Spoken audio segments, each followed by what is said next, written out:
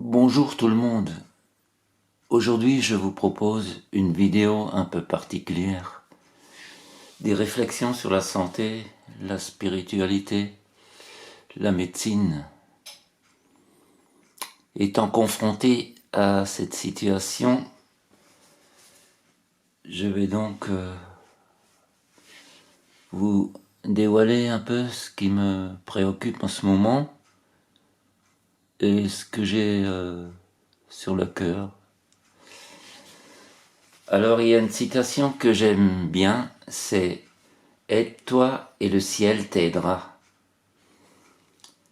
Chercher ses propres solutions est devenu une nécessité dans tous les domaines, et surtout dans le domaine de la santé.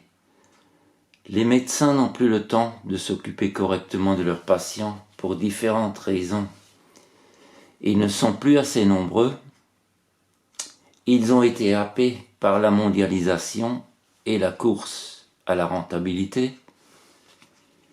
Ils ont bien, pour la plupart d'entre eux, des conflits d'intérêts avec les grands laboratoires.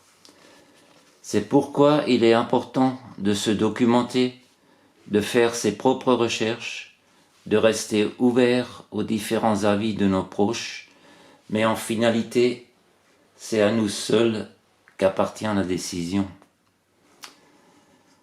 J'ai remarqué que suivre des décisions, voire un traitement qui ne nous convient pas, en désaccord avec nos convictions profondes, nous fait entrer en conflit avec notre âme. Si un médecin nous impose un traitement sans nous avoir apporté un éclairage suffisant sur les avantages et les inconvénients, il est temps de se poser des questions. Agit-il dans mon intérêt ou dans le sien? Quand on fait des recherches sur un praticien sur le net, bien souvent le premier article trouvé parle de chiffre d'affaires de telle ou telle année, et souvent en grand caractère. Nous ne sommes plus dans le domaine médical, mais dans la spéculation. Nous avons donné trop de pouvoir à des personnes étrangères, alors que nous sommes les seuls à savoir ce qui est vraiment bon pour nous. Le silence et la méditation nous aident à écouter et à ressentir notre corps. Connais-toi toi-même et tu connaîtras l'univers et les dieux. Personne n'est infaillible, y compris les personnes qui détiennent la connaissance.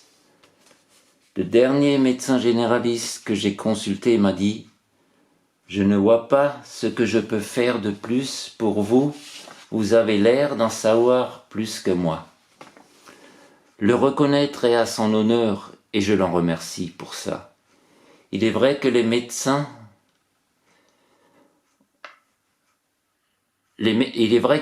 alternatives ont été un centre d'intérêt pour moi depuis au moins une quarantaine d'années. J'ai accumulé de nombreux ouvrages et j'ai passé beaucoup de temps à lire et à étudier. J'ai également pris conscience des limites de certaines solutions proposées. L'abbé Pierre avait dit un jour « Allez au bout de vos convictions, même si vous êtes tout seul. » En finalité, la question qui se pose est la suivante. Vaut-il mieux vivre en accord avec son âme et prendre le risque de vivre moins longtemps, ou vivre dans un mal-être avec les pensées et les croyances de quelqu'un d'autre? Alors je vous invite à participer dans les commentaires.